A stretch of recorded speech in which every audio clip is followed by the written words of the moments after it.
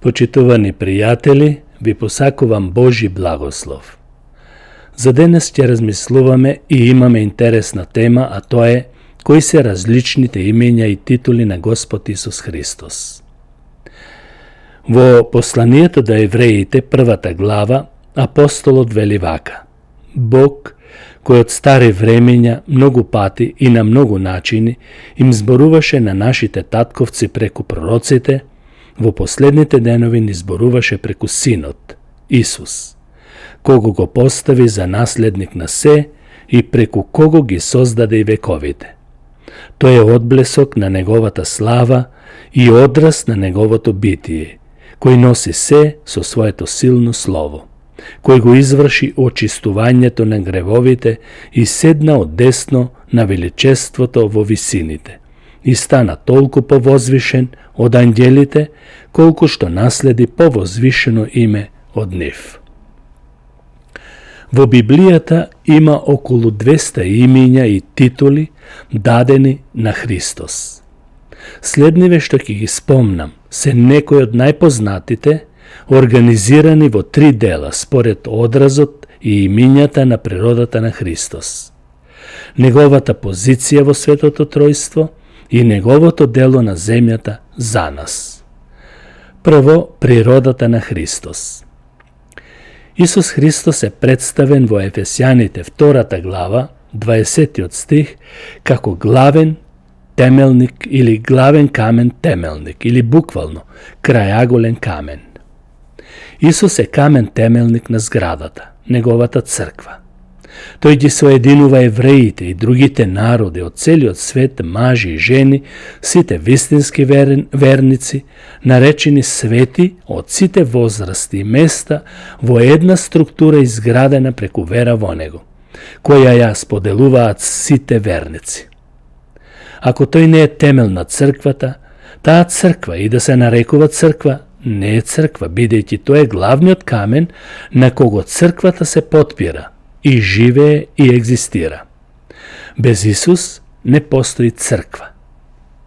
Второ, Исус е првороден на секое создание.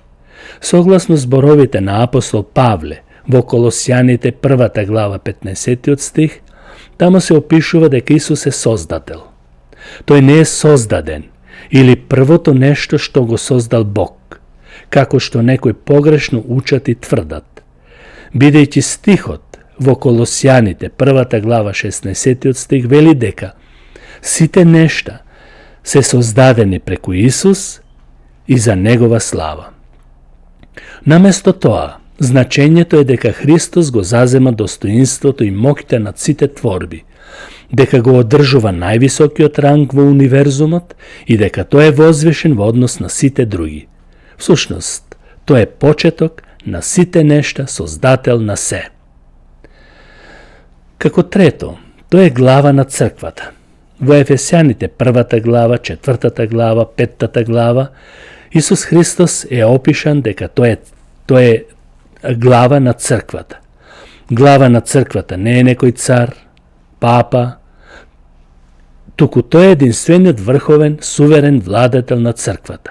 Не пасторот, бидејќи земните пастири се спасени според Божјата милост и Бог им дал служба за да го пасат Божјето стадо со доверба. И не само да го пасат, тие ќе одговараат пред Бог доколку не го пасат како што треба според неговата волја. Но важно е да се свати дека само Исус е врховниот надпастир на пастирите и на црквата. Исус е свет, светител. Исус Христос е свет во секој поглед. Тој немаше грев. И во својата божественост, Божја природа и човечка природа е извор на светост со која го осветува неговиот народ црквата. Преку неговата смрт ние сме посветени и очистени пред Бог. Тоа подразбира дека неговата светост ни се припишува како секојаш да сме биле свети пред Бог и како такви ни овозможува влез во неговото вечно царство. Исус е представен како судија. Во Дела на апостолите 10 глава, во 2 Тимотеј 4 глава и на други места. Господ Исус беше назначен од Бог да му суди на светот и да даде награда на оние кои веруваат во него. А од друга страна, тој лично рече дека не дојде да му суди на светот, туку светот да се спаси преку него. А сега велиме дека тој е судија. Се прашуваме, во што е разликата помеѓу едното и другото? Во следново. Кога тој дојде на овој свет, дојде со определена цел, а тоа е да го спаси светот од смрт и пекол, преку неговата смрт и воскресение. Сите што ќе поверуваат во него ќе бидат спасени. Но, доколку не поверуваат на таквите, тој ќе им биде судија. Тој е цар над царевите и господар над господарите. Затоа читаме во 1 Тимотеј 6 глава, Откровение 19 глава и така натаму. Исус Христос има суверена власт над сите земни власти и управи, над сите цареви и владетели, и никој не може да го спречи да ги оствари неговите намери. Тој ги управува според неговата волја, зашто иако светот изгледа хаотичен, сепак царевите и управителите се под негова управа и владење. Исус самиот рече дека тоа е и светлината на светот. Во Јован 8 глава 12 стих се опишува самиот себе дека тоа е светлината на светот. Исус дојде во свет кој што е помрачен од гревот. Тоа е вечната светлина која го осветлува не само човечкиот род, туку и сите други созданија на небото и на земјата. Тој дојде како светлина, та секој што верува во него да не оди во темнина, туку да има светлина во животот. Тоа значи да не оди во грев и во смрт, туку во живот и во светлина. Тој може на секој помрачен во умот и срцето да му помогне и да ја отстрани темнината. Библијата вели дека сите кои што не веруваат во него се во сенката на смртта и живеат во тотален мрак духовен, изгубени и упропастени души. Исус Христос е и принц на мирот. Во Исаија 9 глава 6 стих се најавува неговото раѓање, но пред да се роди, тој е опишан дека ќе биде принц на мирот, вечен Бог. Исус не дојде да донесе мир во светот, во смисла дека нема да има никаква војна помеѓу народите, туку мир меѓу Бог и човекот, кои беа одделени заради гревот. Тој умре на крстот со цел да ги помири грешниците со светиот Бог. Измирувањето е чин преку кој го укинуваме непријателството со Бог, зашто сите ние како отпаднати од Бог сме ја навредиле неговата светост и сме станале негови непријатели. Но преку вера или со вера во Исус се стекнуваме со измирување, кој има вечни позитивни последици. Потоа Библијата Исус Христос го опишува како Божи син, Бог во тело. Исус е единороден од таткото. Во Јован 1 глава 14 стих вели Бог и Словото или зборот станат тело. Овој израз Божи син се употребува 42 пати во Новиот Завет, така што со тој израз Божи син се потврдува неговата божественост, односно дека тој е Бог во тело. Потоа на повеќе места во Библијата ќе прочитате човечкиот син. Исус е и човечки син. Во Јован 5 глава 27 стих затоа читаме човечки син. Со овој израз се потврдува човечката природа на Христос, која постои истовремено со неговата божественост. Затоа, во проповедите и во теологијата постојано нагласуваме дека тој е и Бог и човек истовремено. Исус не е мешавина 50% човек, а 50% Бог и сочинуваат 100%. Тоа е многу важно да се знае, дека тој се останува 100% едното и 100% другото, Бог и човек. Исус е вечниот збор. Во Јован 1 глава 1 стих, во 1 Јованово писмо 5 глава 7 и 8 стих читаме за тоа. Преку вечниот логос, зборот, се создадоа сите нешта, видливи и невидливи творби. Тој збор според Јован 1 глава 14 стих стана тело, тело во личноста на Исус, тоа значи кога Исус вели «Јас ви давам вечен живот», тоа подразбира дека неговиот збор е веродостоен и на вистина дава вечен живот. Тој збор, Логос, е вистинит. Кој верува во неговите зборови, верува во вистината која произлегува од него. Исусовата позиција во Светото Тројство. Што значи тоа? Исус се прогласи себе си, односно дека тој е Алфа и Омега. И се прогласи себе си за почеток и крај на сите нешта. Тоа подразбира дека се што гледаме, видливо и невидливо, се создадени од Него и преку Него, и со тоа ни дава на знаење дека тој е вистинскиот вечен Бог. Кога тој вели дека е Алфа и Омега, значи дека тој се откри на човечкиот род ни помалку, ни повеќе, туку како Бог во тело. Од Него се потекнува и за Негова слава. Исус е Емануил. Во Исаија, како што веќе цитирав, 9 глава 6 стих, Матеј, 1 глава 23 стих, тоа е Емануил. И тоа во Матеј, 1 глава 23 стих, го гледаме исполнувањето. Тоа значи буквално Бог е со нас, Бог со нас. И Исаија и Матеј потврдуваат дека Христос, што ќе се роди во Витлеем, ќе биде Бог, кој дојде на земјата во човечка форма и природа, за да живее меѓу својот народ. Неговата присутност беше телесно. Живееше околу 33 години на земјата, како Бог кој можеше да биде допрен од народот.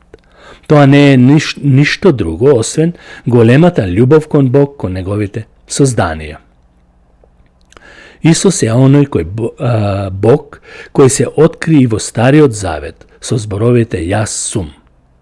Во Јован 8 глава 58 стих и во Излез 3 глава 14 стих. Кога Исус си ја додели оваа титула «Јас сум», евреите се обидоа да го убијат, бидејќи според нивното сваќање тоа е богохулење. Тие во својата совест разбраа дека тој, зборувајќи ги овие два збора «Јас сум», сушност алудира и се декларира како вечен Бог, непроменливиот Јахве во Стариот Завет. Така слободно можеме да кажеме дека секаде, каде што во Стариот Завет, над 6000 пати каде што се употребува зборот Јахве, се употребува зборот Господ и секоја се мисли дека тоа е Господ Исус Христос. Исус е Господ или Господар на сите. Во Дела на апостолите, 10 глава за тоа читаме. Исус е суверен владетел на целиот свет и на сите творештва. Тој се откри како Господ или Господар на сите народи во светот, а особено на оние луѓе кои веруваат во Него и се Негови миленици и избраници. Тука спаѓаат незнабожците, евреите и ние во Македонија. Неговото дело на земјата е почеток и завршеток на нашата вера. Спасението се постигнува само преку вера. Верата е Божи дар, не е човечка заслуга. Исус е основоположник и завршител на нашата вера. Во суштина, тој ја одржува нашата вера. Без Него не можеме ни да веруваме, зашто ние од само себе тешко би се одржале доколку ја немаме Неговата помош. И затоа апостолот вели, верен е оној кој ве повика и ќе го одржи тоа до крај. Тој е извор и одржувач на верата што не спасува.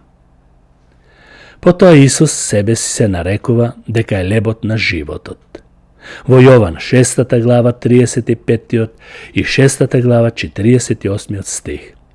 Како што лебот го одржува животот во физичка смисла, така Исус е лебот што не го дава и го одржува за да имаме вечен живот. Бог во Стариот Завет на својот народ му обезбеди мана во пустината, за да преживее, и тоа 40 години. Исус како жив леб, кој што слезе од небото, ни даде вечен живот преку Неговото тело кое пострада на крстот заради мене грешникот и заради тебе. Исус е и младоженецот. Во Матеј 9 глава 15 стих за тоа читаме. Сликата за Христос како младоженец и црквата како Негова невеста ни открива посебен сооднос што го имаме со Него. Ние сме поврзани еден со друг во заветот на Неговата благодат, што не може да се поништи. Тој завет е исто како кога младоженецот и невестата склопуваат брак. И прстенот символизира нивната вечна љубов. Ние со Христос сме поврзани преку заветот на крштавањето што сме го направиле. Сите што сме крстени во вода и преку Светиот Дух сме дале завет дека му припаѓаме на нашиот младоженец Исус. Тој завет не е формален, бидејќи сите што се крштаваат со вода и се крштаваат како спасени, а неформално без Светиот Дух, зашто само спасените се крштаваат во вода. Исус е Спасител. Во Римјаните 11 глава 26 стих се нагласува дека Исус е единствениот Спасител. Како што на израелците им требаше Бог да ги избави од робството во Египет, така и Христос е нашиот Спасител од робството на гревот. Тоа укажува дека Исус е Спасителот на целиот свет, зашто неговата жртва не е само за некои одредени луѓе, туку за сите, но Исус ќе стане Спасител само на оние што ќе поверуваат во Него. Никој нема да се спаси без вера и покаяние. Не постои општа благодат за некои луѓе што не слушнале за Исус, или не постои спасение по смртта со некои посебни привилегии на одредени луѓе. Од што не спасува Исус? Тој не спасува од смрт и вечен пекол. Потоа Исус е добриот пастир. Во Евангелието според Јован 10 глава тоа е опишано на многу убав начин и специфичен. Добриот пастир доброволно го ризикува својот живот за да ги заштити своите овци од штетници и крволочници. Исус го положи својот живот за своите овци. Тоа е неговата црква и се грижи за нас со целосна посветеност. Понекогаш ни се чини дека неговата грижа не е доволна, но тоа е само наше мислење. Исус знае како да се грижи и на кој начин за неговиот народ. Исус е и нашиот правосвещеник. Во Евреите 2 глава 17 стих се зборува за неговата помирителна жртва. Историја. Правосвещеникот влегувал во храмот во најсветото место еднаш годишно, за да направи помирување за гревовите на народот. Тоа е историјата на израелскиот народ во Стариот Завет. Господ Исус ја изврши оваа задача за својот народ еднаш за секогаш на крстот. Разликата е огромна. Правосвещеникот во Стариот Завет влегувал со животинска крв, попрскувајќи ги светите предмети, така што тоа се повторувало секоја година. А Исус со својата сопствена крв направи помирување еднаш за секогаш. Веќе немаме потреба од животински жртви или нешто друго. Исусовата жртва е доволна за нашето помирување со Бог. Исус е Божјото јагне. Во Јован, 1 глава 29 стих, апостолот вели дека Исус е Божјото јагне. Или тоа е Јован Крстителот. Божјиот закон во Стариот Завет бараше жртва, јагне без недостаток, за да се направи откуп за гревовите. Исус е представен во Новиот Завет како Божјо јагне, понизно и кротко, покажувајќи го своето трпение во страдање и подготвеноста да умре за својот народ. Јован за Исус рече: еве го Божјото јагне кое го зеде гревот на светот. Исус е и посредник. Посредник е некој што посредува помеѓу две страни за да ги помири скараните. Исус Христос е единствениот посредник кој што прави помирување на луѓето со Бог.